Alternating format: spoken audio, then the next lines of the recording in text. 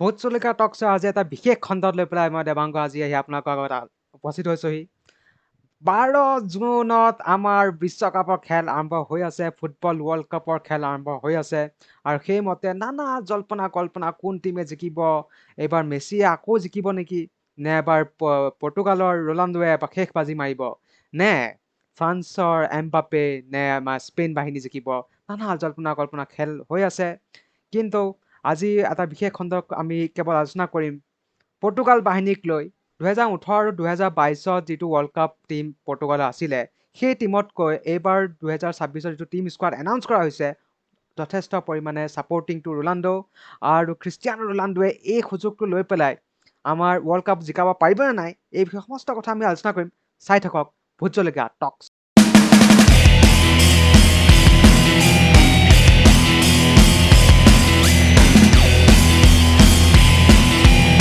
আহক প্ৰথমতে আলোচনা কৰোঁ আমাৰ পৰ্তুগালৰ টিমটো আচলতে ইতিহাসটো কি। এতিয়া পৰ্তুগাল টিমটো এনেকুৱা এটা টিম যিটো টিমে এটা ফেজ বাই ফেজত ৱৰ্ল্ড কাপ খেলিছে।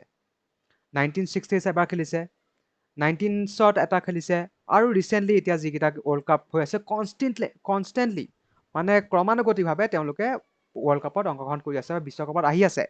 কিন্তু যেতিয়া এজন ছুপাৰষ্টাৰ আহিছে, তেতিয়াই পৰ্তুগালে সেই দক্ষতা দেখাব পাৰিছে যে বিশ্বকাপত তেওঁলোকে খেলিব পাৰিব।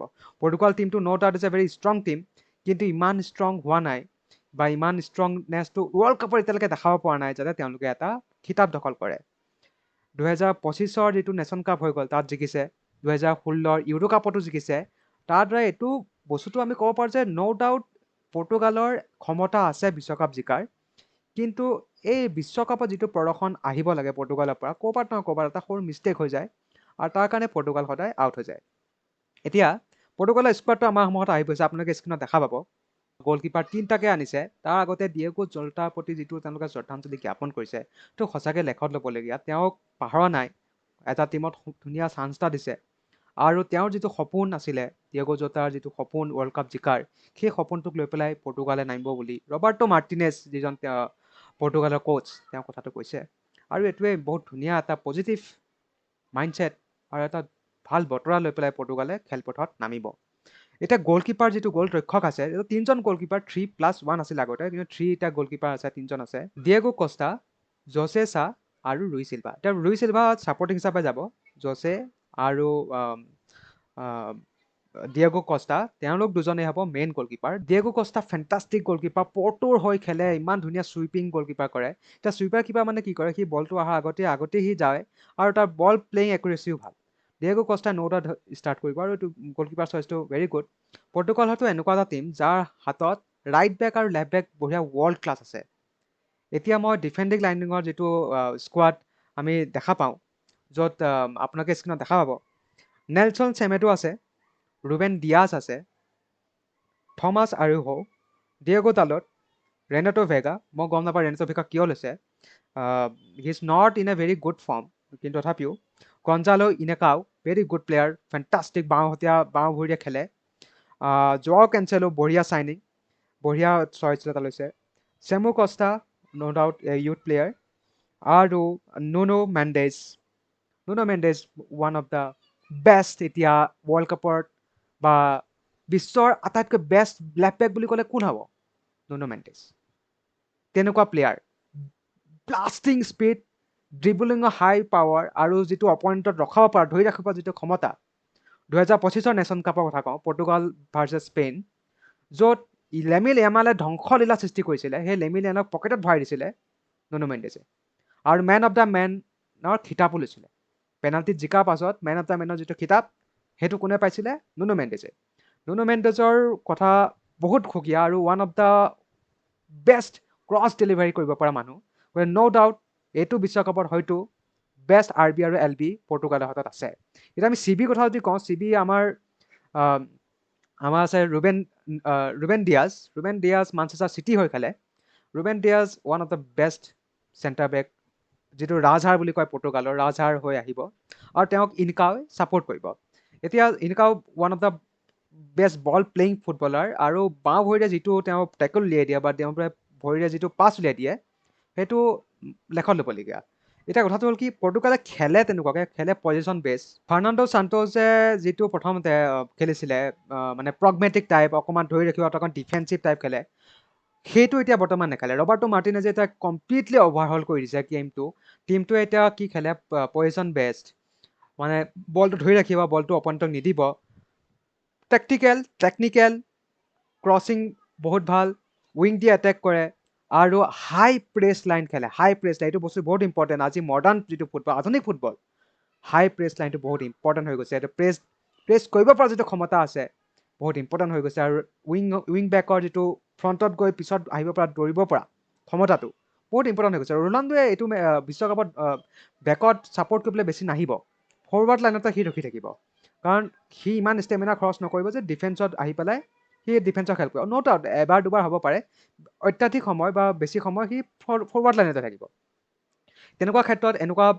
ইনকাও নিচিনা প্লেয়াৰ যিটো বল প্লেইং কৰিব পাৰে তেনেকুৱা এটা প্লেয়াৰ থকাটো বহুত জৰুৰী গতিকে এই 4জন প্লেয়াৰে মোৰ মতে ডিফেন্সত নামিব মেথিউছ নুনেছ আছে বাকী আমাৰ এতিয়া মিডফিল্ডৰ কথা আহোঁ মিডফিল্ডৰ কথাত হয়তো স্পেইনৰ পাছতেই বা স্পেইনৰ সমানেই এটা বঢ়িয়া ৱৰ্ল্ড ক্লাছ 1 নম্বৰৰ মিডফিল্ড ট্ৰাইও আমি দেখা পাম PSG ভিটিনহা আৰু PSG জোৱাও নাভাছ দুয়োৰ কথা আপোনালোকে জানেই PSG দুবাৰকৈ খিতাপ দখল কৰিলে চেম্পিয়নছ লিগৰ আৰু তাৰ হয়তো মূল অৱদান এই দুজন মিডফিল্ডাৰ থাকেই এই দুজনৰ উপৰিও আহান এটা যিটো এটেকাৰ যিটো ব্ৰুনো ফাৰ্ণাণ্ডেজ চুইট প্লেয়াৰ ইমান বঢ়িয়া মানে ক্ৰছ উলিয়াই দিয়ে ইমান ধুনীয়া বল উলিয়াই দিয়ে বল প্লেইং মিডফিল্ডাৰ এই ট্ৰিঅ'টোৰ আগত কোনো টিকিব নোৱাৰে মই লিখি দিছোঁ এতিয়া ভিটিনহা জোৱাও নাভাছ আৰু যিটো ব্ৰুনোৰ যিটো তিনিটা ট্ৰাইংগুলাৰ যিটো মিডফিল্ড বনিব সেইটোৱেই হ'ব মেইন ইঞ্জিন পৰ্টুগালৰ জিকা আৰু হাৰাৰ বহুত ক্ষেত্ৰত এই টিমটোৱে ডিচাইড কৰিব যে এই তিনিটাই ডিচাইড কৰিব যে ট্ৰিঅ'ই ডিচাইড কৰিব যে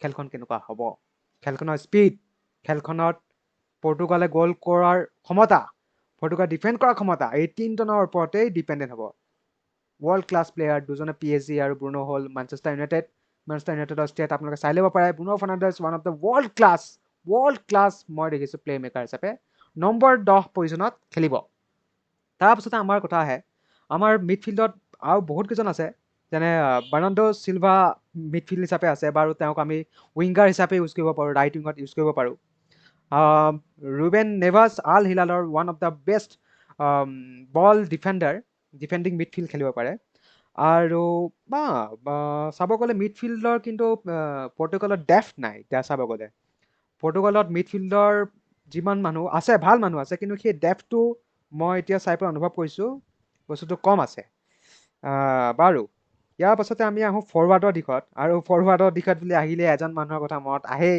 মই ক'বই নালাগে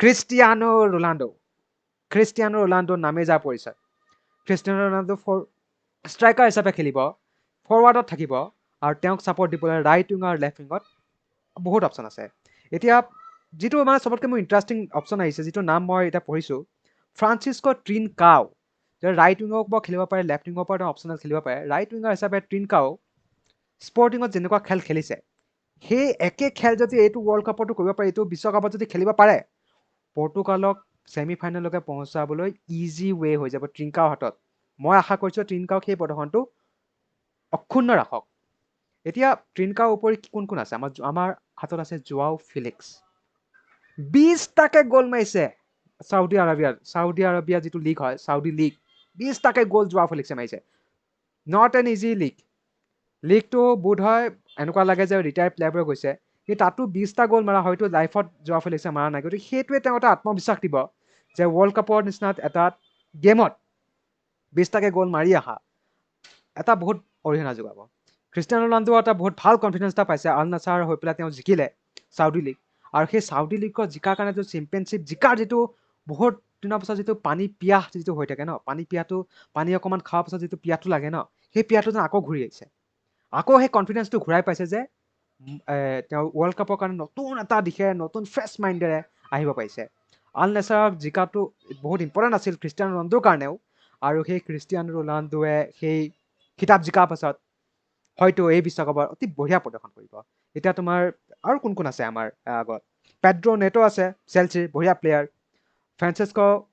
ফ্ৰান্সিস্কো কনচালেও তেওঁ জুভেণ্টাছৰ ভাল player one of the very technical player তেওঁ মানে বল ড্ৰিবলিঙত বহুত ভাল, অলপমান ডিবেলা টাইপ প্লেয়াৰ মানে বস্তুটো। গঞ্জালো গুৱেডেছ আছে, ন' ডাউট এ গুড প্লেয়াৰ, কিন্তু অকণমান ইঞ্জুৰি তেওঁ আছে। ৰাফেল লিয়াও আছে, অলপ ইঞ্জুৰি হৈ আছে তেওঁৰো। ৰাফেল লিয়াও ব্লাষ্টিং স্পীডৰ কাৰণে জনা যায়। তেওঁ ব্লাষ্ট কৰি দিব একদম পুৰা ডিফেণ্ডাৰক, আৰু সেইটোৱে তেওঁ আগবাঢ়ি যায়। তাৰ উপৰিও আৰু কোন? গঞ্জালো ৰামোছ PSG হৈ খেলে, ভাল প্লেয়াৰ। মই নকওঁ যে বহুত ভাল প্ৰদৰ্শন আছে, but he can be a good asset to the World cup.